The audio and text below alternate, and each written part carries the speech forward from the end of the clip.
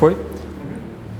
Leitura pública no livro de Mateus, capítulo 21. Vamos começar. E quando se aproximaram de Jerusalém e chegaram a Betfagé, ao Monte das Oliveiras, enviou então Jesus 2 discípulos, dizendo-lhes: Ide à aldeia que está defronte de vós, e logo encontrareis uma jumenta presa e um jumentinho com ela. Desprendei-a e trazei-mos. E se alguém vos disser alguma coisa, direis que o Senhor os há de mister, e logo os enviará.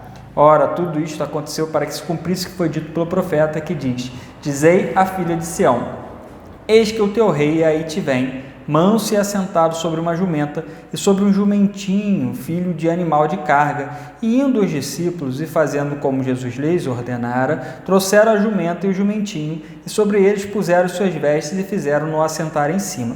E muitíssima gente estendia as suas vestes pelo caminho, e outros cortavam ramos de árvores e os espalhavam pelo caminho. E a multidão que ia adiante e a que seguia, clamava, dizendo: Hosana ao filho de Davi, bendito que vem em nome do Senhor, Hosana nas alturas. E entrando ele em Jerusalém, toda a cidade se alvoroçou, dizendo: Quem é este? E a multidão dizia: Este é Jesus, o profeta de Nazaré da Galileia. E entrou Jesus no templo de Deus, e expulsou todos os que vendiam e compravam no templo, e derribou as mesas dos cambistas e as cadeiras dos que vendiam pombas.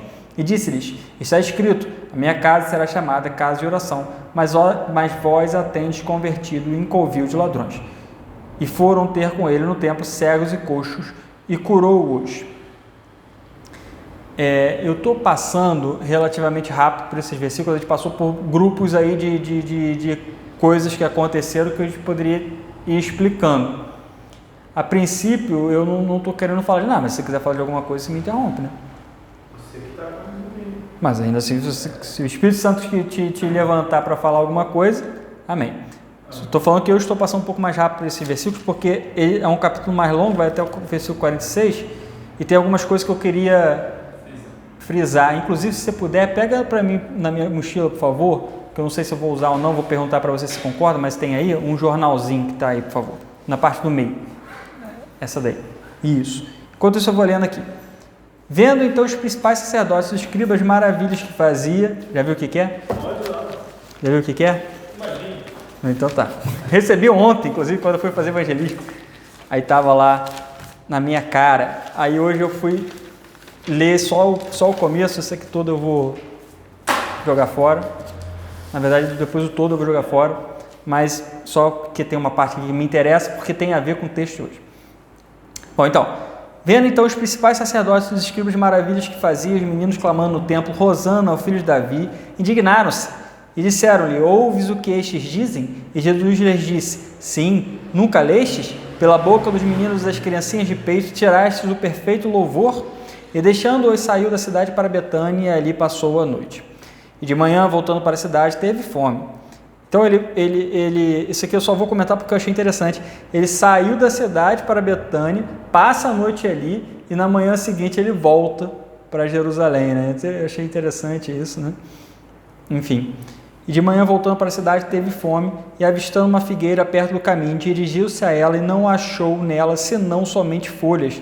E disse-lhe: Nunca mais nasça fruto de ti para sempre. E a figueira secou imediatamente. E os discípulos, vendo isto, maravilharam-se, dizendo: Como secou imediatamente a figueira? Jesus, porém, respondendo, disse-lhes: Em verdade vos digo que se tiverdes fé e não duvidardes, não só fareis o que foi feito à figueira, mas até se a este monte disserdes: Ergue-te e precipita-te no mar, assim será feito. E tudo que pedirdes em oração, crendo, o recebereis.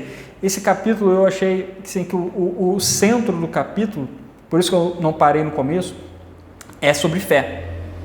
Então, aqui, por exemplo, ele está falando sobre o crer, né? O que eu ia trazer desse jornalzinho aqui que está escrito é o seguinte: uma mensagem do bispo Edir Macedo, que diz: quem crer e for batizado será salvo. E uma das coisas que ele está dizendo é que é a seguinte: então é possível entender que a crença em Jesus não é acreditar, ou seja, dar um crédito a ele. É crer, e a crença envolve a morte para o mundo e a morte para todos. É viver apenas para o Senhor Jesus e passar a fazer a vontade dele. Muitas pessoas têm acreditado em Jesus por causa de um milagre que receberam e se envolveram na obra de Deus e começaram a pregar o evangelho, mas não morreram para o mundo.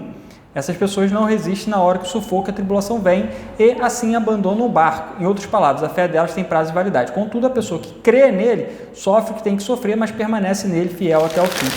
Ou seja, tudo besteira, na verdade, né? Não tem nada disso na Bíblia.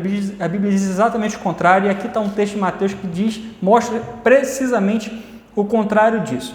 Primeiro, que Jesus Cristo falou que se não abreviasse os tempos, ninguém se manteria firme na fé. Então, isso que ele falou é uma grande asneira. O poder não está em nós. A gente morre para o mundo, sim. De uma vez que a gente crê em Jesus Cristo, a gente morre e a gente renasce na hora que a gente crê nele para a vida eterna. A morte já não tem mais poder sobre aqueles que creem nele de uma vez e por todos, no momento que invoca, porque a Bíblia diz, porque todo aquele que invocar o nome do Senhor será salvo.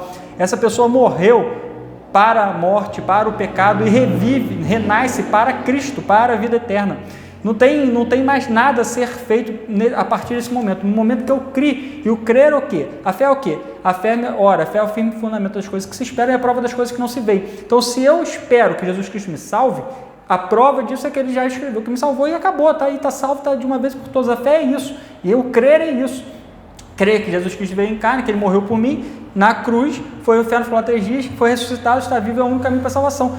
Crie nisso, que eu recebo a vida eterna em mim, eu estou salvo, acabou. A fé é exatamente isso. A fé não é acabar com as obras da carne para poder mostrar que eu tenho fé em Jesus Cristo, até porque Paulo diz que ele é carnal, e outra coisa que ele fala em Romanos 4 é que mas aquele que não pratica, mas crê naquele que justifica o ímpio, a sua fé lhe é imputada como justiça. Então, o crer não tem nada a ver com morrer para o pecado no sentido de eu vou fazer alguma coisa para poder não pecar mais, porque eu já morri para o pecado. Uma pergunta.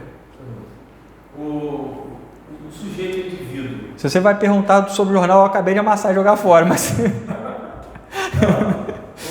Um pastor é digno de honra, certo? Certo. Pode um pastor de Deus, certo de Deus, por exemplo, ter alguém que vai lhe honrar, e essa pessoa que vai lhe honrar, ajoelhando-se diante dele, um homem de Deus receberia esse tipo de tratamento? Nunca. Quem recebe esse tipo de tratamento, recebe alimentando o seu espírito ou sua carne? Sua carne, definitivamente, sua carne. Então, o bispo Macedo, o próprio Bolsonaro se ajoelhou diante dele. Tá certo. Mas também... Nada... Pronto, exatamente. Esse é o critério de Deus, não. Não é mesmo. Nem pelo critério dele. Não é nem pelo da Bíblia. E nem pelo dele. Se a fé fosse o que ele fala, ele já seria descartado de cara, né? Se ele estiver certo, ele estaria no inferno. Estaria no inferno. Ele estaria no inferno 2 vezes. Exatamente. Porque não creu no evangelho. Na Bíblia é no dele. No dele, exatamente. Então ele vai ter duplicada a honra no inferno. Exatamente. Então tá por aí. Agora ainda assim, então é que Jesus Cristo está dizendo que em tudo que pedir, dizer em oração, crendo, o recebereis. E chegando ao templo, acercaram-se dele. Então, se você, por exemplo, pede que eu seja salvo pela graça, mas pelo que eu faço, você vai receber isso. Só que a Bíblia diz que o salário do pecado é morte. E se nós não somos capazes de parar de pecar, e nós não somos justos para sermos salvos, e eu vou ser salvo pela minha crença e pela minha fé que está em mim mesmo, eu vou para o inferno. Não é claro isso? Bom, então beleza. E chegando ao templo, acercaram-se dele, estando já ensinando os principais sacerdotes e anciãos do povo, dizendo: com que autoridade fazes isto e quem te deu tal autoridade? Ou seja, ele estava lá ensinando, Jesus Cristo estava lá ensinando. O profeta de Nazaré já tinha sido ali até falado ali no texto anterior, chegou a multidão e tal, né? Jesus Cristo, o rei, estava falando, e aí esses principais sacerdotes, anciãos do povo, chega lá no meio do ensinamento de Jesus Cristo, nem pede licença, aí fala: com que autoridade fazes isso? Quem te deu tal autoridade? Né? E Jesus respondendo disse-lhes, Jesus era muito paciente, né? Eu também vos perguntarei uma coisa, se mais disseres, também vos direi com que autoridade faço isto. O batismo de João, de onde era? Do céu ou dos homens? E pensavam entre si, dizendo: se dissermos do céu, ele nos dirá: então por que eu não creste? E se dissermos dos homens, tememos o povo, porque todos consideram João como profeta. Respondendo a Jesus, disseram: não sabemos. Ele disse-lhes: nem eu vos digo com que autoridade faço isto. Mas que vos parece? Um homem tinha 2 filhos e, dirigindo-se ao primeiro, disse: Filho, vai trabalhar hoje na minha vinha.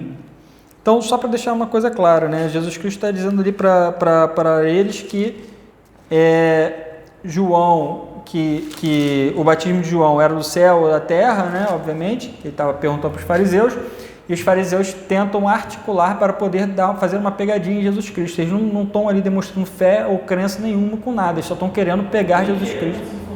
Nem querendo se informar de nada, só estão querendo pegar Jesus Cristo numa pegadinha, né? E claramente é uma questão de fé, né? Que eles não têm, bem evidentemente ali, né? Eles não creem que o batismo de João é do céu, ou da terra, ou de lugar nenhum, porque eles não creem na verdade, só querem fazer... Só preocupado com o povo. Com vaidades deles mesmos, né? Responder errado, se fosse sincero. Não teria problema responder errado. Exatamente. Mas eles preferiram não responder, temendo desagradar o povo. Exatamente. Ele, porém, respondendo, disse: Não quero, mas depois, arrependendo-se, foi. E dirigindo-se ao segundo, falou-lhe de igual modo, e respondendo ele, disse: Eu vou, Senhor, e não foi.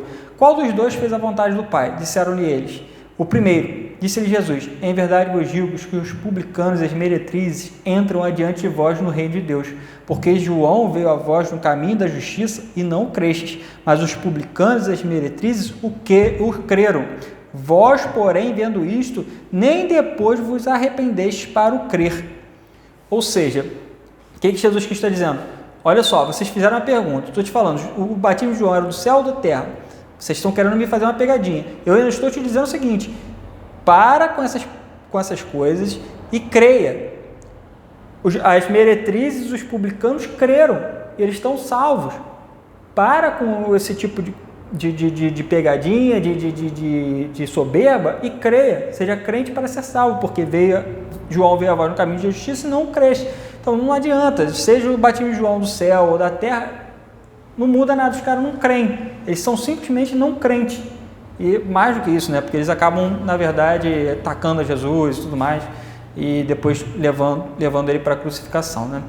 Esse texto tem uma coisa interessante também, que Jesus fala, né, que eles não se arrependem, nem depois de ver, eles se arrependem para o crer. Então, esse arrependimento para poder crer, né? No meu entendimento, fica claro a relação do arrependimento de abrir mão do que ele não acreditava antes e passar a acreditar agora. Exatamente. Não, arrependimento para crer, agora eu creio. Exatamente. O arrependimento é... de ter pecado, de ter falado, eu não acreditava em João, nem em Jesus, e agora eu creio. Daí a gente tem aí uma linha de ditos evangélicos, ditos cristãos, que falam coisas mais absurdas, heresias, mas as coisas para poder desviar as pessoas, né? E aí antigamente, principalmente em algumas igrejas, o arrependimento dos seus pecados, né? E aí agora você vê, por exemplo, no Macedo, falando que o crer não é aquilo que é o crer, né? O crer é você também se arrepender dos seus pecados, porque não cometer mais pecados, é morrer para a vida que você tinha. Ainda mais longe. Exatamente, ainda mais longe, né? Você vê que é uma heresia totalmente com o texto diz claramente: arrepender-se é você estava crendo numa coisa, eu não estava crendo em Jesus Cristo, e passa a crer. É simples, né? Crer que Jesus Cristo veio do céu, que Ele é Deus, que Ele morreu na cruz, é crer. Crer nisso que você é salvo. Aí as meretrizes e os publicanos creram, vós, porém, ainda vendo isso não. Hoje eu vi uma meme de um padre famoso na internet, eu esqueci o nome dele, um cara aqui, mas enfim, ele é famoso, faço ideia. Aí ele tá lá na missa lá, aí ele fala assim: se você não está fazendo nada para ir para o céu, fica tranquilo que o seu lugar no inferno já está garantido. É a mesma coisa.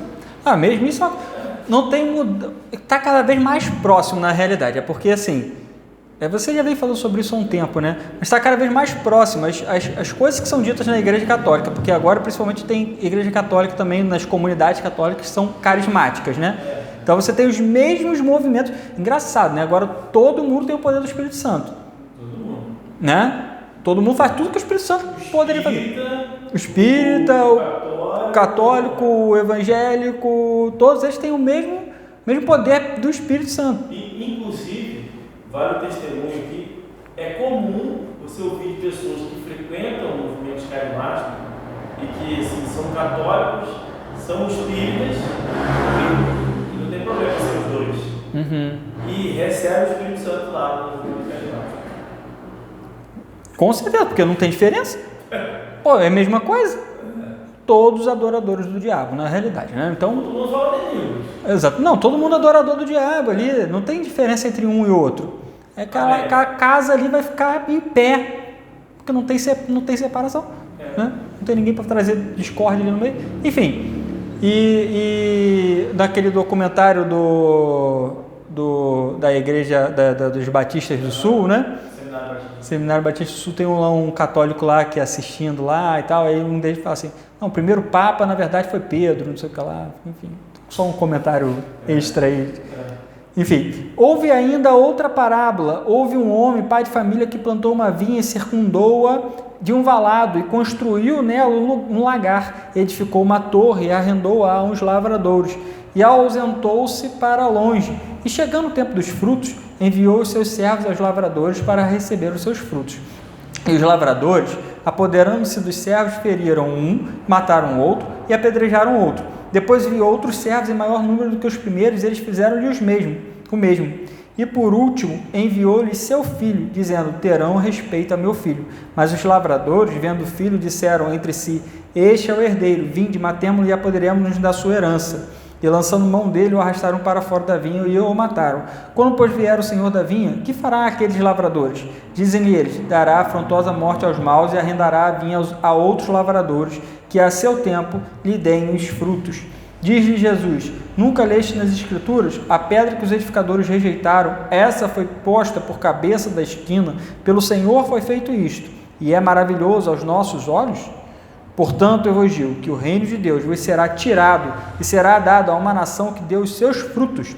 E quem cair sobre esta pedra, despedaçar-se-á, e aquele sobre quem ela cair, ficará reduzido a pó. E os principais sacerdotes e fariseus, ouvindo estas palavras, entenderam que falava deles, e pretendendo prendê-lo, cercearam o povo porquanto tinham por profeta. Essa parte que eu não tinha nem pensado em falar, mas eu vou falar, até por causa do nosso tempo, né?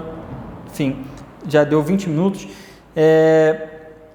Portanto, eu vos digo que o reino de Deus, versículo 43, vos será tirado e será dado a uma nação que deu os seus frutos, porque a nação dos salvos são aqueles que creem pela fé, e não são aqueles filhos da carne de Abraão, não são esses, né? A nação dos salvos é a nação daqueles que creem em Jesus Cristo, a verdadeira Israel, os que vão estar no Monte Sião para todo sempre. O reino foi tirado desses. Exatamente. E eles tentam se apoderar. Tem lá Jesus Cristo falando, desde João tendo se apoderar do reino dos céus pela força, né, e tudo mais. E aqui ele fala, está tentando se apoderar pela força. Mas o que vai ter para eles no final das contas? Porque eles falam, tem uns evangélicos que, enfim, eu não sei nem quem ensina esse tipo de coisa para eles, sinceramente, que falam que você se apodera do reino de Deus pela força.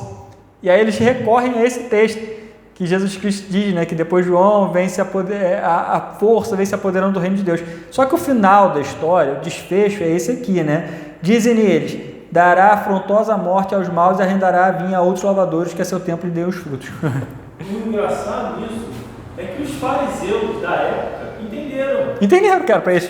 Que estavam falando deles, ficaram com raiva, mas os de hoje não entendem, não. Não entendem. Eles estão piores ainda. Mais cegos ainda, cada vez mais cegos. É triste isso, mas eles estão cada vez mais cegos. As igrejas, tudo, não entende mesmo. Não entende de forma alguma. Enfim, isso é por hoje, é isso. Finalizamos o texto de Mateus 21.